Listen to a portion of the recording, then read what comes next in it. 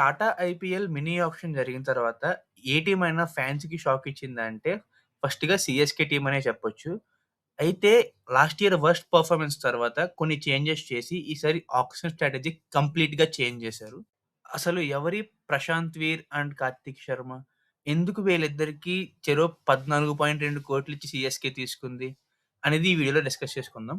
ముందుగా ప్రశాంత్ వీర్ చూస్తే ఈ ప్లేయర్ 20 ఇయర్స్ ఇతనికి. ఇతనొక left arm spin all rounder.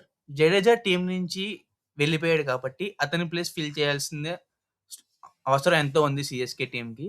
అయితే లాంగ్ టర్మ్ కోసం ఒక 20 ఇయర్స్ యంగ్‌స్టర్‌ని తీసుకున్నారనే ప్రశాంత్ వీర్ ఇతనొక left arm middle order batsman. మెయిన్‌గా ఫినిషింగ్ చేస్తాడు. అలాగే స్పిన్ ఆల్ రౌండర్ కూడా ఇతను. ఇతను ఈ 2025లో మొత్తం 2 డొమెస్టిక్ లీగ్స్ ఆడాడు. ఒకటి వాళ్ళ ఓన్ లీగ్ అయిన యూపీ-20 అండ్ సయ్యద్ ముస్తక్ అలీ ట్రోఫీ. యూపీ-20లో ఆడిన 10 మ్యాచెస్‌లో 320 రన్స్ స్కోర్ చేశాడు. యావరేజ్ 64 ఉండగా స్ట్రైక్ రేట్ 155 ఉంది.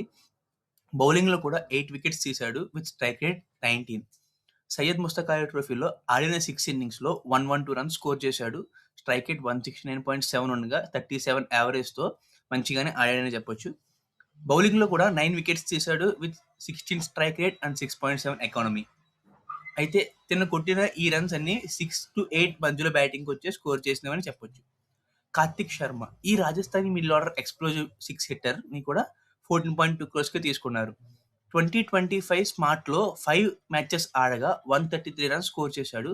స్ట్రైక్ రేట్ 160.24 అలాగే యావరేజ్ 26.6 ఉంది. అయితే కొట్టిన సిక్సెస్ ఏమో 11. మినీ ఆక్షన్‌కి ముందు 7 టీమ్స్‌కి ట్రయల్స్‌కి వెళ్లి అన్ని చోట్ల బాగా పెర్ఫార్మ్ చేయడం వల్ల ఈ ప్లేయర్‌కి ఆక్షన్‌లో 5 టీమ్స్ గట్టిగా పోటీ పడ్డాయి. సీఎస్‌కే గురించి ఫుల్ వీడియో మన ఛానెల్ అప్‌లోడ్ చేశా.